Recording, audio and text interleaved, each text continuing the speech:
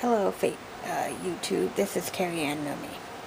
So, I have a little rant. I usually try not to rant on YouTube. I try to use this channel purely for educational purposes, but I feel like this is also educational. Okay, so, as all of you know, I was born with something called cerebral palsy. It affects my right side of my body. But as I'm aging, I'm also finding that it's also starting to affect my left side of my body because I've used my left side of my body for 31 years, mainly. So I'm starting to sort of deteriorate. I also have scoliosis, which is not unheard of when people have cerebral palsy. So that also plays an effect, or has an effect of, my ability or the lack thereof.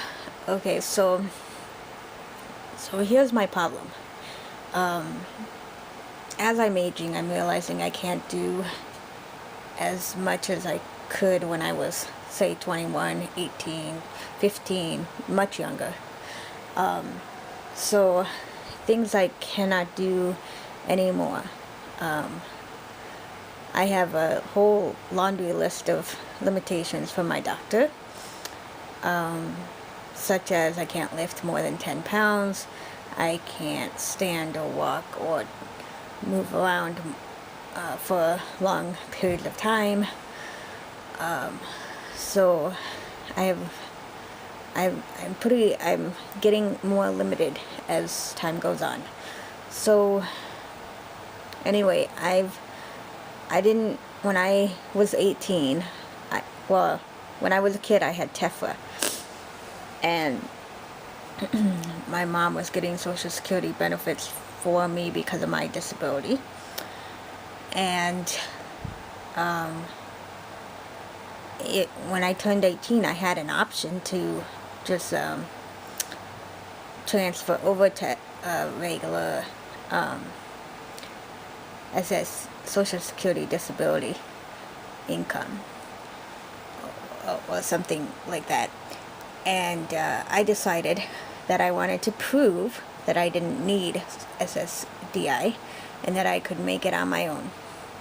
So from 18 to 30, 18 to 28, 26. Yeah, 18 to 26, I had not asked the government for any handouts. I worked 2.5 jobs at all times, including going to school. I was unable to finish school because I ran out of grants.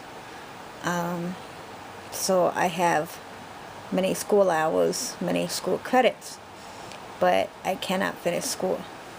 So then I went, when I turned 26, I started to really feel my limitations growing. And so I went to a doctor and had them fill out a disability form so that I could get a hang tag for my car so I could park closer to stores. And that happened. And then also I, after consulting with my family, my parents mainly, and they convinced me that it was now time to be okay with being disabled. I was never okay being disabled. I have to admit, I never thought of myself as a disabled person. And I never talked to other disabled people. I never associated with other disabled people. And now looking back, I wish I would have been a little bit more open to accepting myself for who I was. But oh well, you live and learn. So anyway, so then I went to my parents helped me find the application to SSDI. I applied for SSDI, and because, again, I have a feeling, I don't know this for sure because SSDI doesn't tell you why you got accepted into the program, but I'm assuming because I was at TEFA for a developmental disability, a neurological disability, basically, that happened during birth or soon after, that they saw fit to accept my application the first time around. So I'm one of the fortunate people who didn't have to go through a denial process. So anyway, but it took about 6 months to a year for the whole application to get from going to doctor and then having the acceptance letter. So anyway, so again, that's probably 27 now. Okay, so from 27 to 31, I have only accepted SSDI. And now I went back to the doctor to get reassessed for my abilities, or the lack of ability. So my doctor, wrote up the limitations and whatnot. I realized I cannot be doing laundry, doing household chores, that kind of thing, without great pain and agony. So again, I talked to my parents. I talked to my mom, really, and said I don't know what to do because I can't physically do this anymore. And she said to go to the county for help. So I went to the county in which I live and applied for a DD waiver, which is a developmental disability waiver. But because I am obviously, just by talking to me, they figured out that I was, I don't know how to put this without sounding arrogant, so I apologize. But I didn't meet the intellectual requirement. So you have to have an intellect of 74. I don't know what it is, but it's much lower than what I have. So then they switched me to a different intake worker who does what's called a caddy waiver. So I go through that process, which required me to have somebody come into my house, which I don't really like having lots of people at my house. In fact, I prefer to meet people either at a mutual place or in their office or something. But anyway, so she came over and assessed me and whatever, and I hadn't heard anything from her for like 3-4 weeks. So I call in just asking about the caddy waiver. Then I hear back from her today, and she said that for some reason, and I do have MA because I'm pregnant, and I also have other dependents who have high copays, like my youngest son has an allergy to peanuts, which requires him to have an EpiPen and to see an allergist and a dermatologist, and because he also has eczema. My oldest son doesn't really have that many services. He doesn't have any allergies or skin issues. So, but anyway, so when I applied for MA, when I was pregnant, when I found out I was pregnant, I reapplied for MA, and I qualified for MA, and so did my dependents, and so now, basically what she was explaining was that when you have a caddy waiver, you go from a family of 4, which is what I am, to a family of 1, even though there are 3 other people in my household. They only take my income into consideration, and which can be a good thing and it can be a bad thing. In this case, I don't know how to look at it. I'm a little irritated. But anyway, so apparently because I decided to work between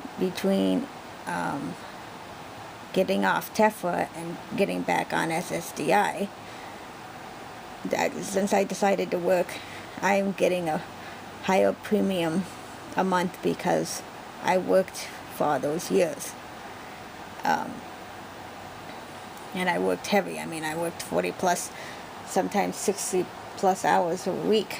I usually had a full-time and a part-time job, and I went to school, like I said. So, at that point in time in my life. So anyway, so because I did all that, I was able to get more money out of SSDI. So now they're saying I make too much on SSDI, and now I have to pay a copay in order to get the caddy waiver.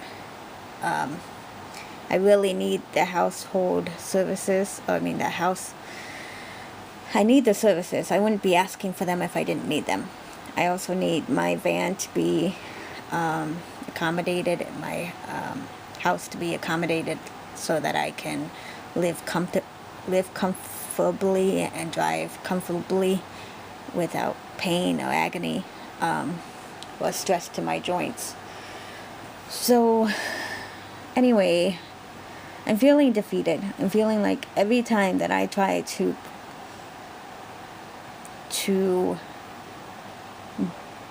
do what society wants everyone to do, I get slapped in the face for doing it. And I don't know where to go. I mean, I'm pretty upset right now. So, anyway, so I have to have a $250 copay a month for the caddy waiver. And then I go to fill my son's prescription for the EpiPen, and so when you're on MA, you have to provide income stuff and things like that for your family every 6 months, and and do all that rigmarole, which is fine.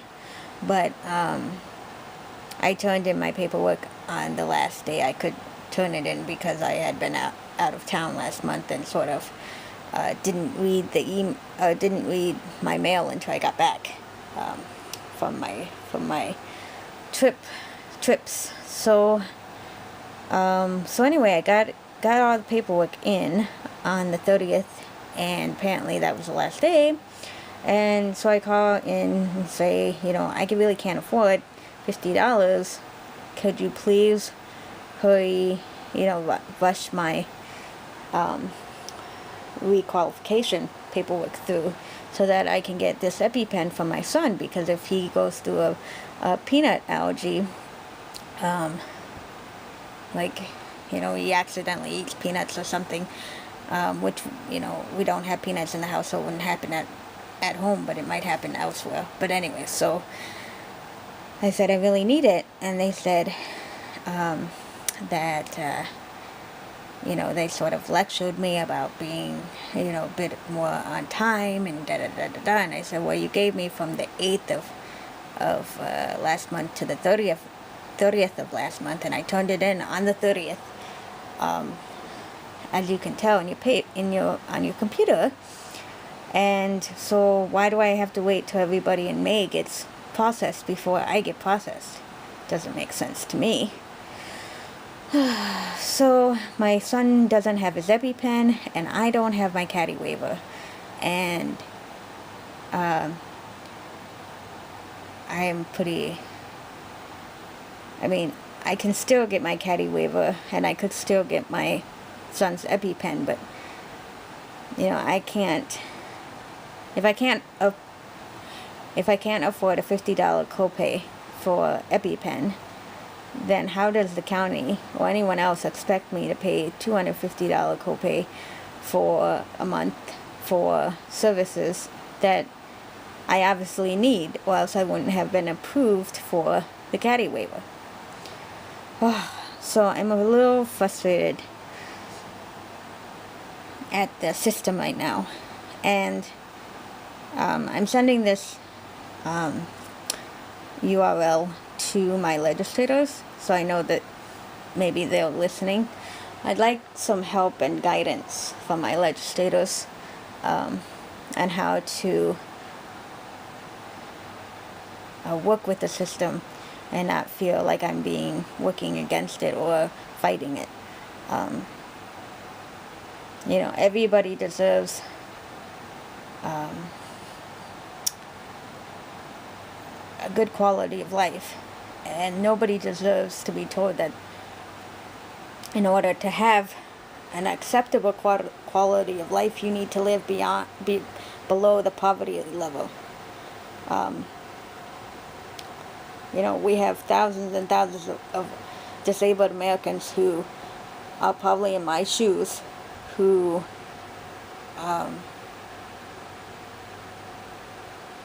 shouldn't be in my shoes. So anyway, I look forward to hearing back from my legislators and working with them to try to figure out the system. For the rest of you, thank you for watching another episode of Carrie Ann Know Me. Again, thank you. I apologize for the rant, but sometimes you gotta be that squeaky wheel that oils I don't know the saying, sorry. But I feel like that squeaky wheel, and we can't progress in society if nobody's willing to speak up and try to help not only themselves but help the greater community.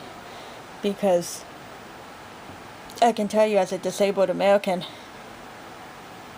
my dream was not to live below poverty level, and I'm sure other disabled Americans could say the same thing. Okay, well, anyway, thanks again for watching another episode of Carrie Ann Know Me. If you enjoy my channel, please subscribe to my channel, like my channel, whatever.